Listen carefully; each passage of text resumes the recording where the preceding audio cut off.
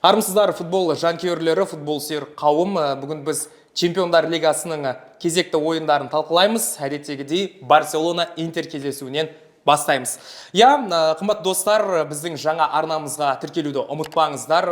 Шығарылымдарымыздың әрбір санында лайк басыңыздар және пікірлеріңізді қалдырыңыздар. Біз міндетті түрде оқитын боламыз. Ендеше бүгінгі шығарылымда өзіміздің сарапшылар, ол Дидар Қадыров және Нұркен Мырзағалиев. Қош келдіңіздер. Қош келдік. Шоу матч көрдік, шынында да Барселона Интер арасындағы кездесу, енді шынында да әдемі голдар, керемет эмоция. Міне енді нағыз жартылай финалдың матчы деп айтуға болады. Мен бұдан да бөлек айта аламын. Бұл финал көріп қойдық қой уақытынан бұрын біздер. Сол финалға тұрарлық матч қой негізінде енді. Голдар бойынша, атмосфера, напряжение бойынша енді сондай ойын болды, керемет ойын болды. Енді Барселона Интер, жалпы ел күткен ойын болды деп есептейміз. Өткен бағдарламада біз енді талқылаған едік. Қымбат көрермен, сіздерде енді көрсеңіздер енді білесіздер деп ойлаймыз. Жақсы сараптама, болжамдар жасадық, және бір болжамдарымыз да бір сәйкес келгендей болды, Енді Барселонаның осы өз алаңында өткен ойында Интерге қарсы жалпы енді бұндай тең ойнап қалатындай не жетіспеді? Негізі жеңіп алатында мүмкіндіктері болды ғой.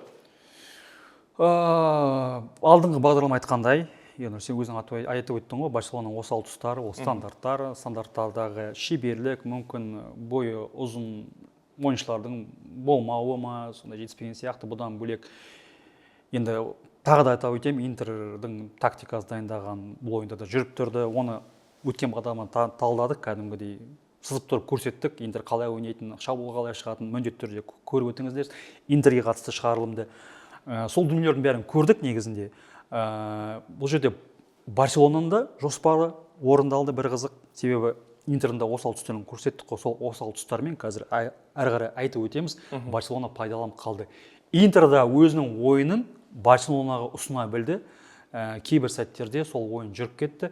Және де бұл ойында жаңағы матч жизни дейді ғой. Мансабындағы карьерасындағы соңғы матч сияқты бір Дюмфрис кәдімгідей ойнады, беріліп, кәдімгідей, білмеймін, Барселона ол үшін раздражитель ма, сондай бір кәдімгідей бір қапталда жүрген Криштиану Роналду сияқты ғой. Артқа да үлгереді, алға да үлгереді, айып алаңында да бәрін істейді, білмеймін, бір керемет ойын. Былай қарапсаң енді қорғаушы, кеше енді шынында да шабуылшыдан екі есе артық ойнады десем енді қателеспеймін. Жоқ, жаңа заманға сай негізінде мұндай Дюмфрис сияқты ойыншыларды, Ди Марко сияқты ойыншыларды, тағы да осындай аналогиялар көп қой, латеральдар. Мұндай мен тілім бармайды айтуға болады, қорғаушы деп. Жаңа былай айтуға болады. Бұның позициясы қандай десе, Дюмфристің. Жаңа заманға сай футболшы. Қазіргі заманда тенденция қандай. Оның алдында бағдарлама айтып өттік. Болашақта футбол 11 ойыншы шабуылдайды, 11 ойыншы қорғана білетін ойын болады. Тіпті орталық қорғаушыларды шабуылға барып жүретін сияқты Интердағыдай. Бұл Тосынси сияқты болды, кәдімгідей. Өйткені Интер, Интер оралды.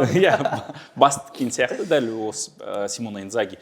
Дюмфрис Ромаға қарсы 30 минут қана ойнаған еді. Жарақаттан кейін осы ойында ол Дармиян қарағанда қорғаныста емес, шабуылда көбірек ойнаған. Екіншіден, бұл Жерар Мартиннің позициясы, ол түсінікті. Келесі кім қарсылас болса да, өйткені Эктор Форд та бар, Балде жарақатқа байланысты ойнай алмады. Интерға қарсы ақырғы ойындарда, содан соң осы зонаға бәрі бір кәдімгідей акцент істеп, шабуылшыларды шығарып, және де техника арқылы Думфрис болсын, мүлдем бір Реалда кім Родриго болды ғой. Бәрі осы зонаға кәдімгідей давление істеп, мүмкіндіктерді таба алатын сияқты. Екінші нәрсе, Тюрамның қайта оралуы. Енді шында да мен Тюрамның мұнандай 40 секундта гол соғады күтпедім.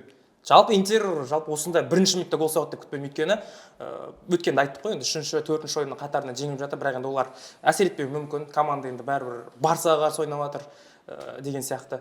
Және енді матчты өте жақсы бастады. Итальяндық команда. Тюрамға қатысты оның алдыңғы шығарылымда айтып өткенбіз біздер. Чемпиондар лигасының статистикасын көрдік қой, қалалық компаниясының ұсынған. Тюрам допқа күрес жағынан, таластар жағынан бірінші орында тұрды. Және де осы қасиет үшін осы ойынға Интер арнайы дайындаған сияқты, оны алдыңғы ойындарда чемпионат Италиясының ойындарда Италия кубогының ойындарына шығарған жоқ та. Осы ойынға дайындаған сияқты болып көрінді, және де ол осы ойында мүмкін 100% бамында болмаса да, бірақ демек өзінің ойынын көрсете білді. Бірінші гол соққан кезде қайтадан айта өтемін, талдағандай Интер әуедегі доппен шығады, Тюрам сол допқа таласады, подборда айтып өткендей Барелла болады. Бірінші кезекте Барелла сол допты алып, кейін Ди Марко да Дюмфристі қосыла бастайды. Дюмфрис бұл жағдайда ең бірінші қосылады. Қазір ол слайд ретінде көрсетеміз. Бірінші статистика тоқталып өтейік. Кеше өз Тюрамның басты жанкүйері әкесі де отырды ғой, енді матчта өз-өзімен көріп отырды оның ойынын. Көңіл толған шығар енді былайша айтқан кезде. Бұл Хадл компаниясының статистикасы XG бойынша Барселона жоғарылау болды. Ол екінші таймдағы мүмкіндіктерге байланысты шығар, Барселона мүмкіндіктері көбіктеу болды. Соққылар 18-де 10 соққы қақпаға дәл дарыды, 7-де 3, Интердің 3-ақ соққысы болды, 3 соққысы да голевой дейді ғой, нәтижелі болды.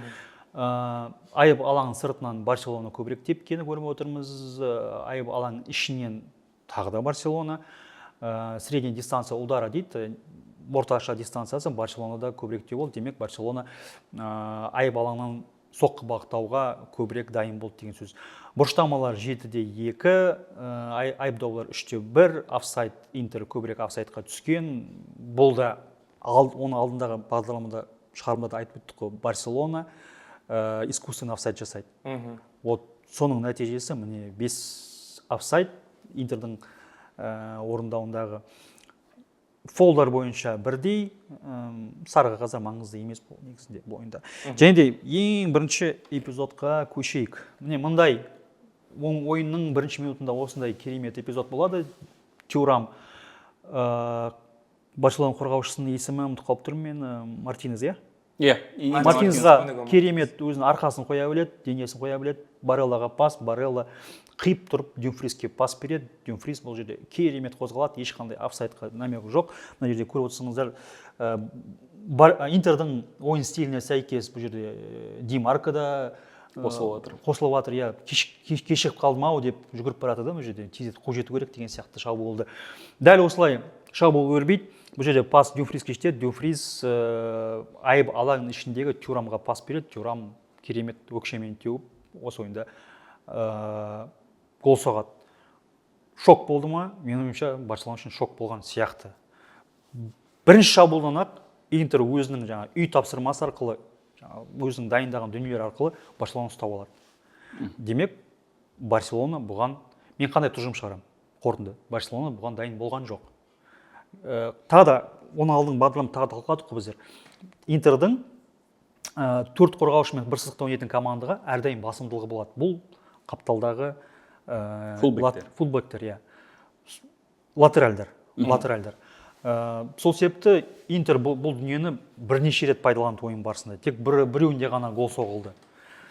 Осылай ойында керемет есеп ашылады, және де бұл жерде енді тағы да мен атап өтем, Де Йонг пен Педри допты ұстау жағынан, техника жағынан, пас беру жағынан мүмкін Интердің ойыншыларынан осал емес шығар, бірақ допқа таласу жағынан, бейтарап допқа бірінші жету жағынан енді Интердің ойыны қойылған. Барелла ойынды оқи біледі, болашақты болжай біледі деп айта алмаймын, бірақ бейтарап допқа таласу барысында осы Интердің ойыншылары жақсы дайындалған. Осы ойында дәл осы элементтерді біздер көрдік. Келесі эпизод бұл Интердің стандарт жағдайлардағы басымдылығын айтып өттік. Оған қоса Ернұр, сен өзің мойындадың, Барселона стандарт жағдайларда берік ойнай алмайды да, мығымды қарсылық көрсете алмайды. Соңғы 7-ші ойындағы 4-ші рет гол қойды. Эль классикада да гол жіберді. Бұл жерде бір қызығы, әдеттегідей мына сол қапталдан кейбір ойындарда ойыншылар подача берген кезде оңқай ойыншыны қояды. Оңқай ойыншы қақпаға қарай доп бағыттайды. Закруткамен дейді ғой, жаңағы допты айналдырып. Ал бұл жерде керісінше Чалханоглудың орнына Ди Марко болды. Ди Марконың қиыс берген пасы, яғни отворот берген пасы. Неге қиын? Қақпашы шыға алмайды қақпадан. Егер доп қақпаға келе кезде қақпашыға қолмен ойнауға мүмкіндік бар да, ал бұнда керісінше доп сенен ары қарай баратады. Яғни бұл жерде бұл паспен қақпашыны кесіп тастап тұр да ойыннан. Честныйды. Және де бисікке келген добы, бұл жерде бисікті таңдаудың, Инзагині таңдаудың реті бар. Бисіктің бойы ұзын, физикалық тұрғыдан мықты. Павардан да қарағанда екінші этажда жаңа әуедегі доптарға жақсы таласатын сияқты. Допқа кеудемен қателеспесем де таласып жатқан реті кеудеден жеңеді. Және де мына Дюмфристі мен сызып көрсетіп қойдым. Мына Бос Кингстіге қосылады. Білмеймін, Дюмфристте бір шабуылшыларда болатын голевой чутье бар ғой, сондай бар сияқты да. Ана жерге кіріп тұр да білгендей. Және де керемет шалқалай тебеді. Кімге Рафиня қателеспесем, сәл ғана жетпей қалды бойы. Дәл осылай 2-0 болады. Барселона 20 минуттың ішінде екінші рет шокта болады да. Бірақ Барселона аты Барселона, ойынға қайтып келе алады ол деген. Білмеймін, басқа команда болған кезде ойынға 2-0 кезінде қайтып келу мүмкін болатын беді, айта алмаймын да оны. Дәл осылай екінші гол соғылады. Интердің стандарттарының маңыздылығын айтап өткенбіз. Негізінде Интерда атап өтетінде бір құйтырқы әрекеттер жоқ та стандартында. Бір ойыншының жаңағы позицияны алмастыру, блокировка жасау деген дүниелер жоқ. Тек ойыншылардың бойларына, физикалық қасиеттеріне сенім артады. Және де доп беретін жігіттердің шеберліктен атап өту керек. Чалханоглу, Демарко керемет ойыншылар бұл жағынан. Мына жерде бесік Ачерби, Бастониді үш қорғаушы ұстап тұрса, Думфристің артынан Ольмо барады. Өйткені сенде бір екінші қабатта жақсы ойнай алатын қорғаушы да жетіспейді. Бұл жерде Думфристі қанша ұстасаң да сен басты назар, сен айтып тұрсың, Дидар, басты назар орталық қорғаушыларда ғой. Сен ана доп сол жаққа кеткен кезде сен екінші пландағы ойыншылардан көз жазып қаласың міндетті түрде сен. Бұл деген бір миллисекундта болатын эпизод қой. Бұны көріп келу, болжау мүмкін емес. Бірақ Думфристің мына позицияға ығысуы, чутье дейді ғой, чутьесі бар деген сөз ғой. Кім біледі, мүмкін кезінде шабуылда ойнағанша жас кезінде, бала кезінде. 24 минутта Барселона жылдам жауап қайтарады. Тағы да атап өтеміз, Интердің мына эпизодтардың, мына осал тұстарын біз талқылағанбыз. Интер негізінде 5-3-2 жүйесімен қорғаныста ойнайды. Шабуылға шыққан кезде латеральдар алға қосылады, 3 қорғаушы алып қояды. Дегенмен мына позицияда мен зонаны көрсетіп қойдық, бос кеңістікті, осындай бос кеңістіктер міндетті түрде болады. Тюрам бұл бос кеңістікке ығысып бір өзінше тормен қорғаныста ойнап жатырмын деген сияқты көрсеткен сияқты болды. Бірақ дегенмен де ол шабуылшы бірінші кезекте өзінің шабуылдағы әрекеттерін ойлайды. Ол қарсы шабуылдарға өзінің күшін сақтасам деген ойда болады. Мына зона болды. Бұл жерде Де Йонг қателеспесем Ямальға пас асырады. Ямальдан бөлек мына жерде Кюнде де бар. Мысалға бұл жерде енді кімнің, Тюрамның назарын Кюнде аударып тұр ғой өзіне.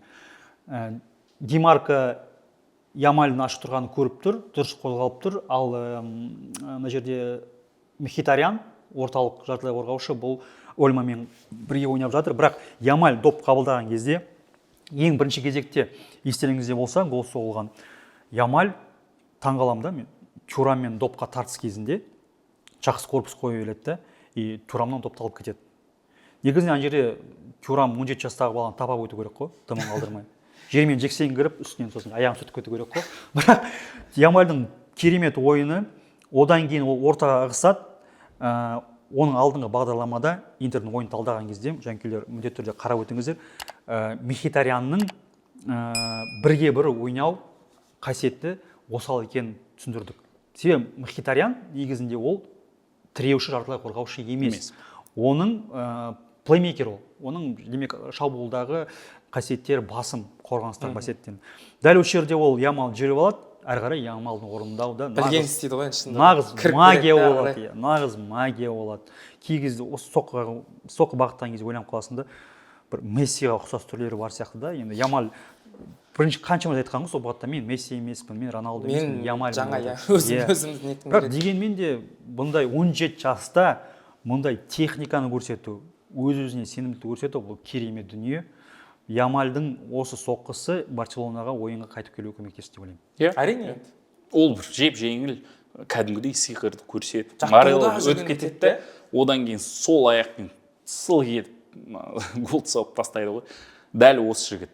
Бірінші тайм бойы Хитарян келіп Федерико Ди Маркоға подстраховка істеп, негізі мына жерде бос аймақтар беріп жүреді.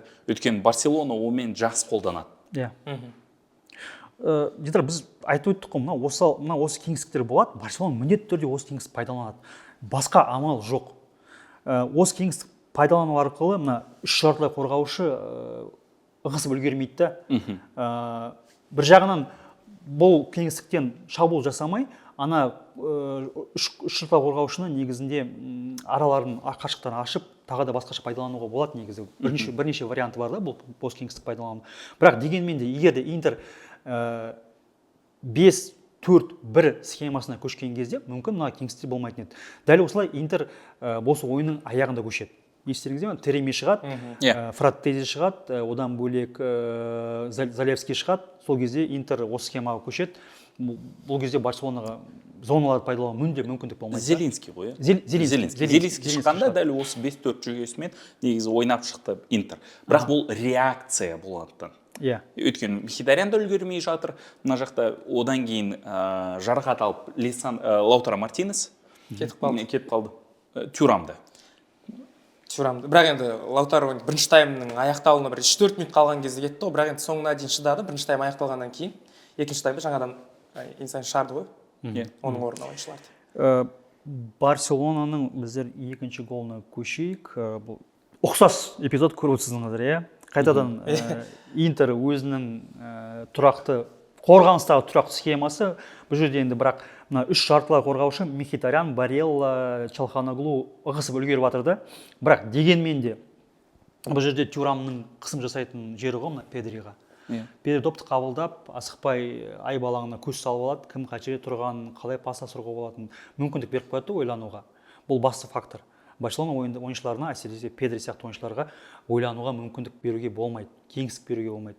Бірақ Педри ойланып, сәл ғана алға жылжып, қазір сызып көрсеткендей пас асырады. Және де Бисектің оның алдыңғы эпизодта біздер шабуылдағы басымдылығын атап өттік қой. Бірақ қорғаныста бұл жас қорғаушы болғандықтан тәжірибесі алып баратқаны көп емес. Қорғаныста ол қателіктер жіберуі мүмкін. Бұл жерде Рафинияның құйтырқы әрекетін атап өткен жөн. Рафиния мына Дюмфрис пен Бисектің арасындағы позицияға орналасып тұрды. Бисек оны көрмей тұр. Бірақ Педри көріп тұр оны. Педри көріп тұрып, ана тәуекел қылып ана позицияға доп асырады. Рафиния баспен ойнайды, және де екінші темппен Ферран Торрес айбалаңның кіре береді, есеп теңестіреді. Бұл негізі Барселонаның іс-әрекеттері ғой. Мына жақтан Жюль Кунде қосылып, мына жерде Ламин Ямаль өзі ғана қалып қойған. Сондықтан Ди Марко Ямальды ұстап тұр. Мхитарян соны түсініп осы зонаға кетіп жатыр да, Тюрам шабуылшы болып керек кезде түсінбей тұр да, қосылу керек. Сондықтан Педриға сондай көп уақыт беріп қойды да, пас кетіп жатыр. Рафинияның қосылуы енді керемет болған.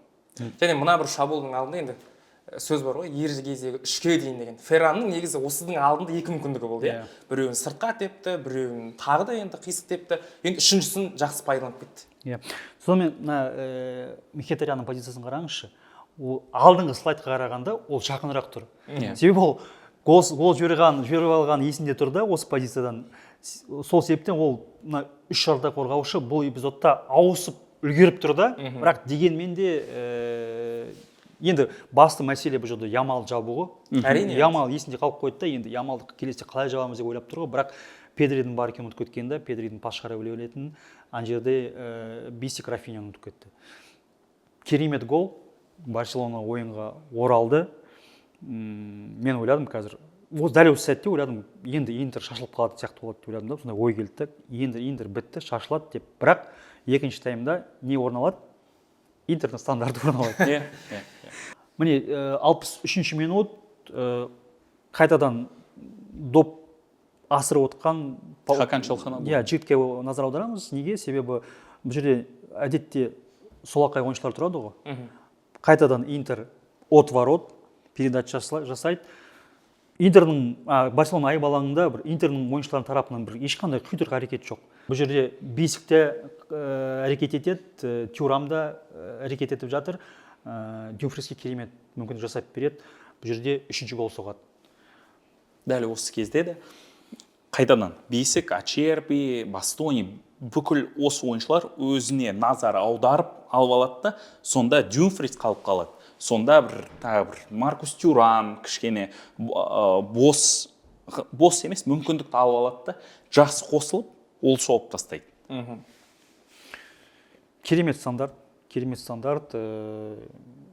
Голы не пахнут дейді ғой. Неважно, қалай соғылды гол соғылды. Бұл Интерға көмек. Қайтадан Барселонаны неудобный положениеге салып қойды өз алаңында. Бұдан кейін де бірнеше ауысулар болды, ойыншылар ауысылу, бірнеше моменттер болды. Бұны қазір талқылай берсек таңертең отырамыз негізінде. Бұл матчты бір күн талқылауға болады ғой негізінде. Енді Барселонаның соңғы эпизодын қарап өтейік. Сонда негізі Барселонада шабуылда бір күрделі идеялар болса, кәдімгідей Ямаль ашылып жатыр, Күндей қосылып жатыр, Педри жақын бұрышқа емес, алыс бұрышқа пас беріп жатыр. Интерде бір жай ғана стандарттар, кәдімгідей Дюмфрис қалып қалады, бірақ сонда да сондай голдарды соғып тастап, мүмкін дәл осы Интер осы ойыннан кейін фаворит болып табылатын сияқты. Жоқ, Интердің негізінде өзінің ойыны жүрді ғой, бұл ата өткендей жаңағы латеральдарын қосуы болды. Әсіресе ойының аяғын тамына Карлос Аугусто шығатын кезде ол да қосылып тұрды. Бірақ ол шабуылдарға қосылулар нәтижелі соққымен аяқталмады да. Қайталап айттық қой, Интер бұл ойында 3-ақ соққы бағыттады. Қақпаның өзіне, створ ворот. Үшеуі де голға айналды. Білмеймін енді, Интердің ойын жүргізіп қойғаны бұл мүмкін Барселонандай команда емес сияқты ол көрінбейді, Атлетико Мадрид сияқты. Атлетико Мадридтің ойыны негізі қарсыласының ойынын бұзу. Ал Барселона ол өзі футбол ойнайды, және қарсыласқа футбол ойнауға мүмкіндік береді. Бұндай жағдайда Интер өзінің басымдылығын пайдаланып кетті. Интерді жабылмай, қорғанысқа жатып алып емес, сондай осал позицияларды тауып, голдар соғып тастады. Сонымен қатар Интер өз ойынын көрсетуге дайын болды.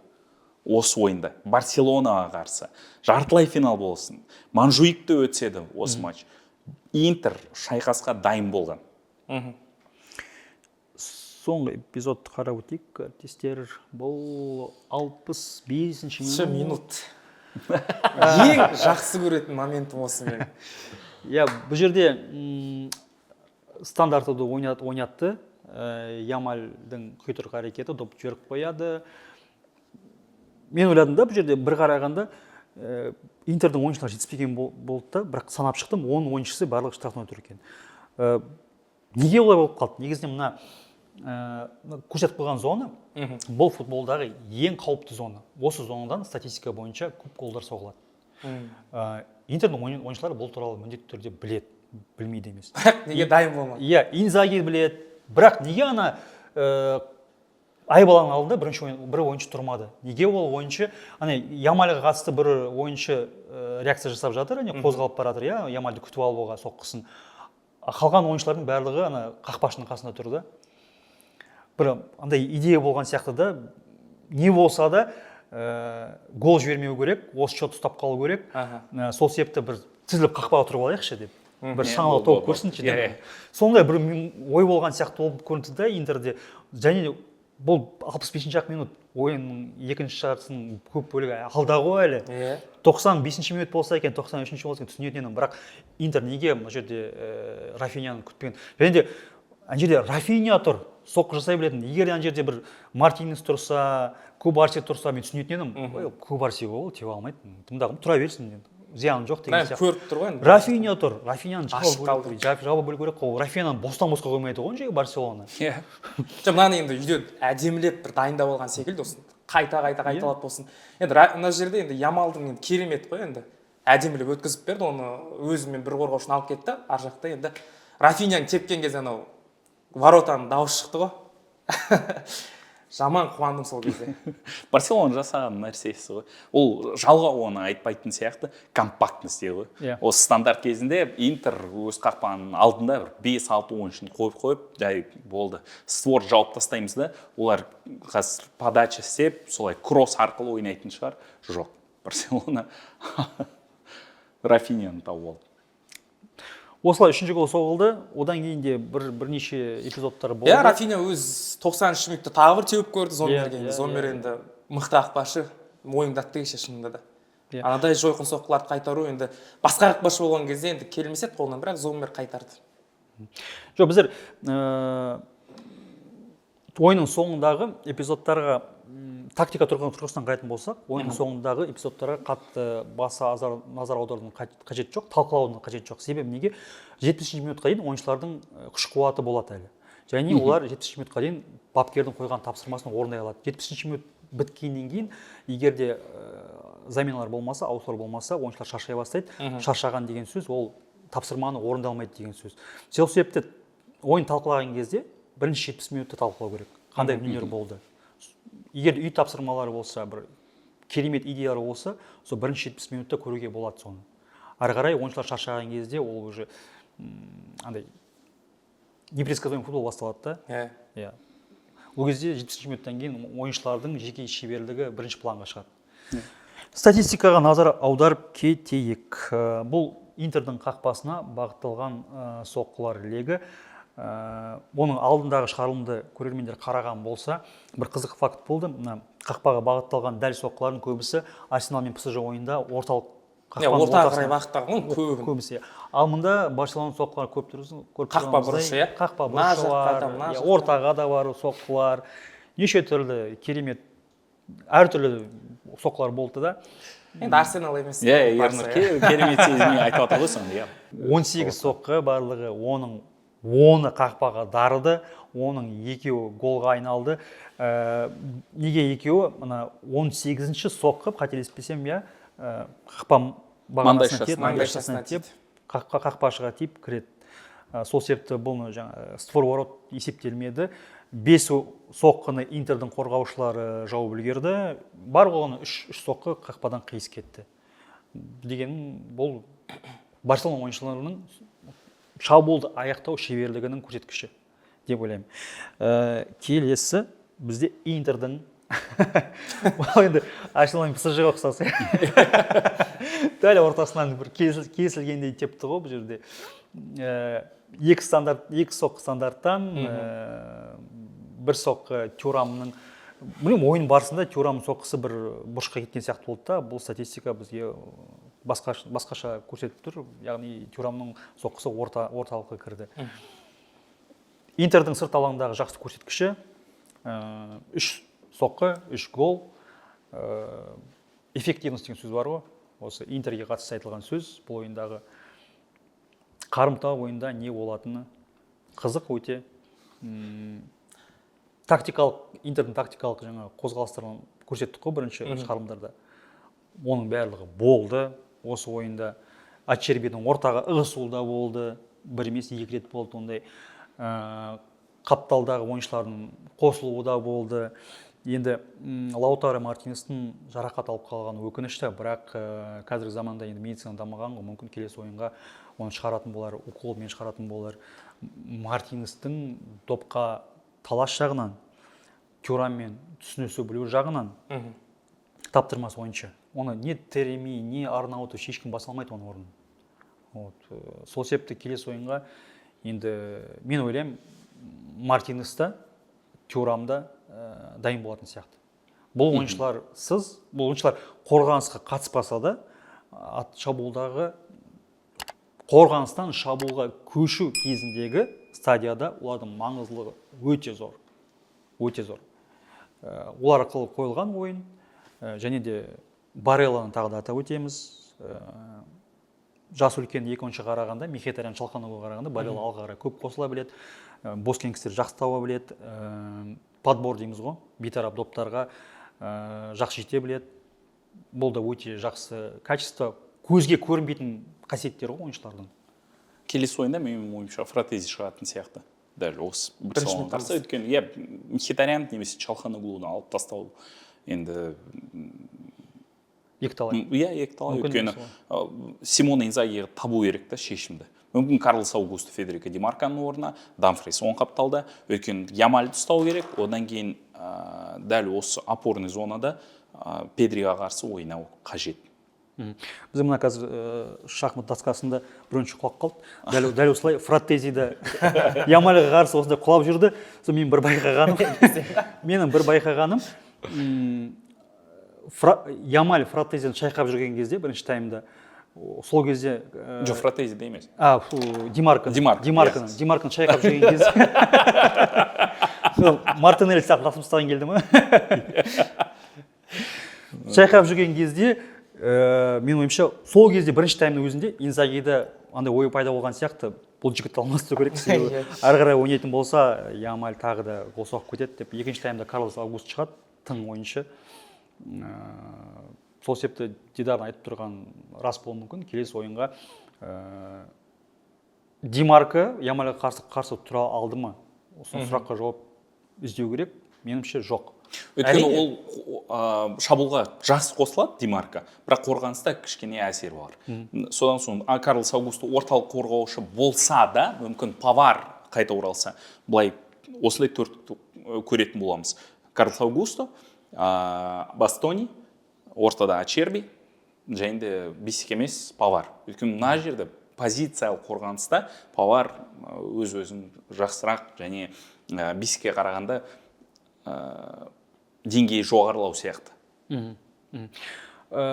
Есеп 2-3 болып аяқталған кезде ойын есеп. Яғни Интер жеңген кезде менде мындай бой пайда болды ойын барысында. Олар Бавария сияқты қарымта ойын жатып алады артқа.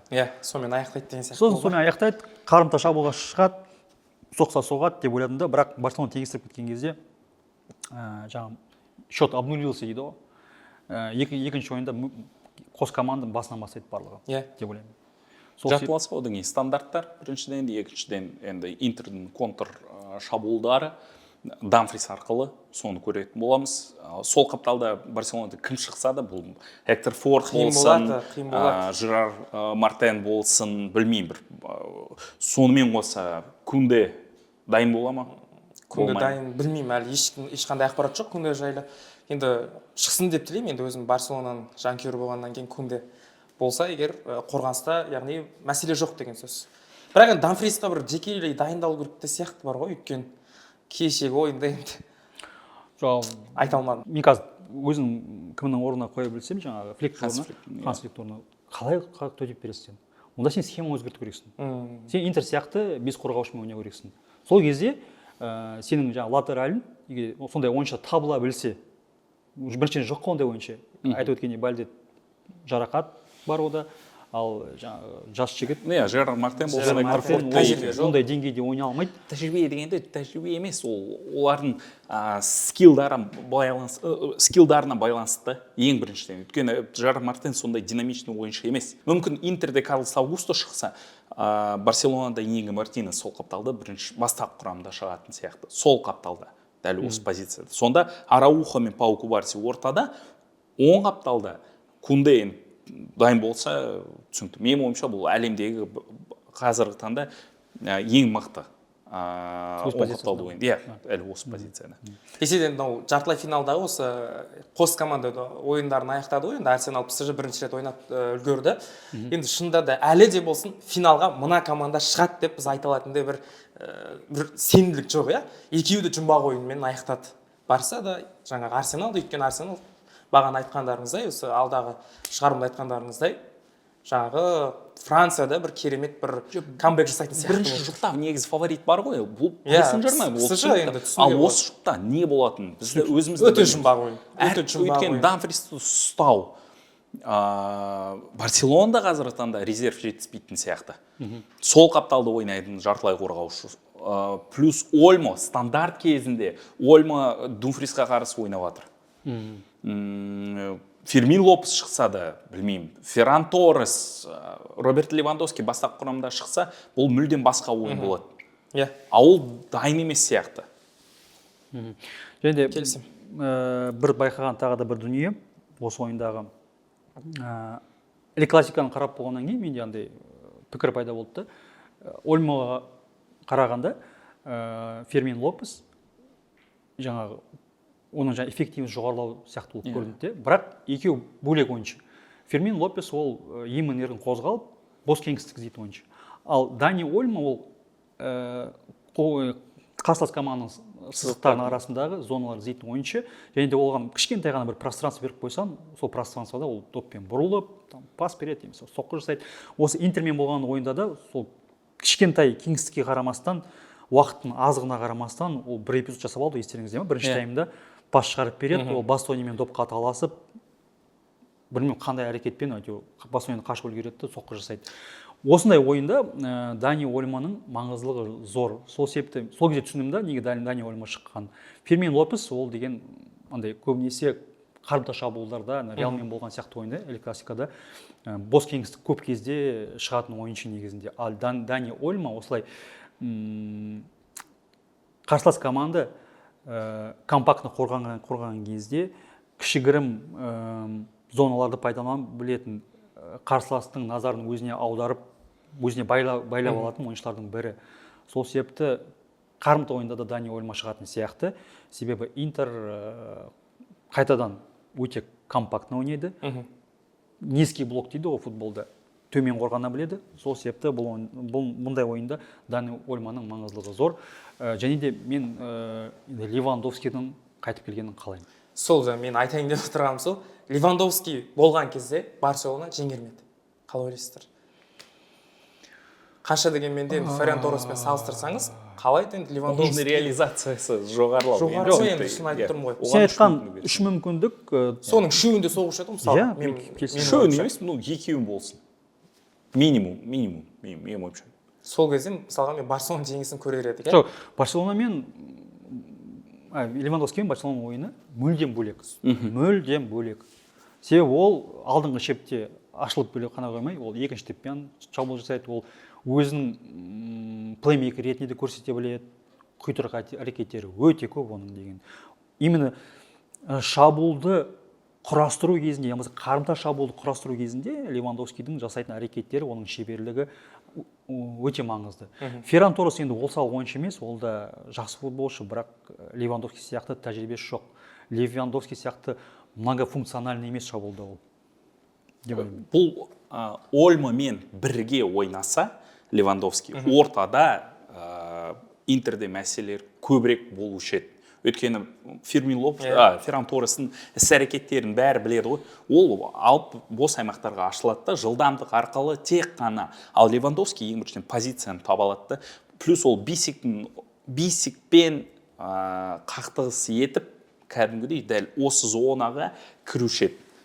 Екінші ойынға дайын болса, енді Левандовский Интердің мен ойымша бір мүмкіндігі болмау. Бір 40 немесе 30%-ға дейін түседі. Финалға шығу. Енді Левандовскийдің жарақатынан аяуғын тілейміз, енді өз басымыз Барселонаның жанкүйерлері. Барселона жанкүйерлері. Шында да енді келесі ойын өте қызық болғалы тұр. Және енді сол енді осы матчта енді тағы бір нені ерекше бір айтып өтуге болады. Мен оның алдыңғы бағдарлама айтып өткенім ғой, бұл этаптың несімен қызық. Бұл жартылай финалда, Лига чемпионатта магия күту керек. Магияны жасайтын ол ерекше ойыншылар. Сол кезекте сізге қояр сұрағым. Енді Барселонада Ямаль бар, Рафиня бар. Мүмкін Рафиняның қазіргі бабы бір алып баратын мықты емес шығар, енді Эль Классикада өзін көрсеткен жоқ. Бірақ дегенмен де Рафиня қауіпті ойыншы. Ал Интердің сапында ондай ойыншы бар ма деген сөз сұрақ туындайды. Думфристен басқа. Мүмкін Лаутаро Мартинес сондай ойыншы шығар, бірақ Лаутаро шыға ма, шықпай ма, екі талай. Себебі осындай текетірестерде, осындай жоғарғы деңгейдегі футболда, элитный футбол дейміз ғой, осындай ойындарда, напряжение көп ойындарда, осындай ойыншылар маңызды өте. Ойынды бір өздері жасай алатын, магия жасай алатын ойыншылар маңызды. Интердің құрамы өте тәжірибелі. Интер чемпиондар лигасындағы ойын жасы орташа көрсеткішмен, ойыншылардың орташа көрсеткішмен ең кәрі команда деп айтуға болады ма? Шалдар мен балдар ойын ғой. бірақ бір магия жасайтын ойыншылар бола ма болмай ма. Енді бірінші ойында Dumfries жасап кетті ғой, сол магияны айттық қой, бір карьерасындағы соңғы ойын ойнап жатқандай болды да. Мүмкін кім айтқан шығар, бұл ойында жарқындамасаң сенің карьераң болады осымен деп. Бірақ қалып бара жатқан Dumfries кәрі ойыншы емес те, бір 30 жасы 40-та емес, соңғы ойнайтын. Бірақ магия жасап кетті. Барселона сиқыры және Эйтердің дисциплинасы ғой. Осы сөзіңізді бүгін обложканың сыртына қоямыз, иә? Барселонаның сиқыры, Интердің Дисциплинасы. Енді бірінші ойын енді осылай қысқа сөзбен де қорытындылай берсек те болатын шығар. Енді алда араға бір апта салып, бұл екі команда қайтадан Италияда өнер көрсетеді. Италияда ойын өте қиын болады, және енді сол ойыннан енді өте бір жақсы әсер аламыз, және ол өте шешуші ойын, иә? Жартылай финалдың соңғы ойындары финалда кім болуы мүмкін? Бір болжап өтейік. Финалда кімді, қай командалардың ойынын көргіңіз келеді? Осы жұпта Барселона. Жанкүйер ретінде әрине мен Арсеналды қалаймын финалды көрсем. Барселона Арсенал матчы. Болсын, жақсы. Солай. Нұркен мырза. Мен голдардан бөлек тактикалық дүниелерді көп қалаймын. Сол себепті тактиканы дүниені беретін Интер. Және екінші жұпта жартылай қорғаушылардың бар болғандықтан Витинья, Невиш, Руис сияқты. Мен көргім келеді да, осы үштік Интердің үштігіне қалай төтеп бере алады деген сияқты. Сол себепті мен ПСЖ-ның шыққанын қалаймын. ПСЖ Интер. ПСЖ Интер. Енді мен ойлаймын, енді Барселона, әрине Арсенал. Арсеналдан өте жақсы ойын көргім келеді, өйткені қаншама жылғы еңбектер, жылдан көтеріп, енді биыл енді финалға шығып кетсе, қаншама жылдан кейін жанкүйерлер, Арсеналдың жанкүйерлері күткен бір үлкен бір арман деп ойлаймын өз басым. Келесі эфирде енді көңілсіз отпасаңдар болған екеуің. Пари Сен-Жермен Интер шықса. Маған бәрібір ғой. Ювентус кезінде ұшып кетті басында, ең басында мен уайымдамаймын да. Ювентус ПСВ-дан ұшып кетті ғой. Дұрыс жасады да, не керек, мен уайымдатып финалға дейін. Ендеше финалдың ойындарын асыға күтеміз. Сіздерге де пікірлеріңізге рахмет, өте жақсы талдап өттік деп ойлаймыз. Және біздің қымбатты көрермендер, футбол сүйер жанкүйерлер, осы шығарылым ұнаса лайк басыңыздар, пікір жазыңыздар, біздің ойымызбен келісесіздер ме? Және финалда сіздер кімді көргілеріңіз келеді, оны да міндетті түрде жазыңыздар. Біз арнайылап осы ойындар аяқталғаннан кейін финалға да арнайы бір шығарылым жасаймыз.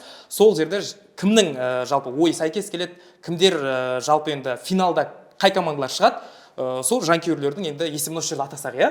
Біздің көрермендер енді біріншіден енді қолдаңыздар, комментарий жазыңыздар және репост жасауды да ұмытпаңыздар. Нұркен мырза, Дидар мырза, сіздерге көп-көп рахмет айтамыз. Және келесі шығарымдарда дәл осылай кереметтей талдайық. Жартылай финалдардың ойындарын біз сіздермен бірге тағы да осы YouTube арнамызда дивандағы сарапшылармен бірге әдемілеп, сүзгіден өткізіп анализ жасайтын боламыз. Рахмет сіздерге. Келесі шығарымдарда кездескенше сау, сәлеметті болыңыздар. YouTube арнамызбен бірге дамиық, өсейік, қазақша контентті көтерейік. Виска ту Барса, виска Каталуния. Өшір. Ювентус туралы қалай айтып болады? Форца Ювентус. Форца Juve. Бианконери алға дейсің. Мен North London forever деп айтайын да.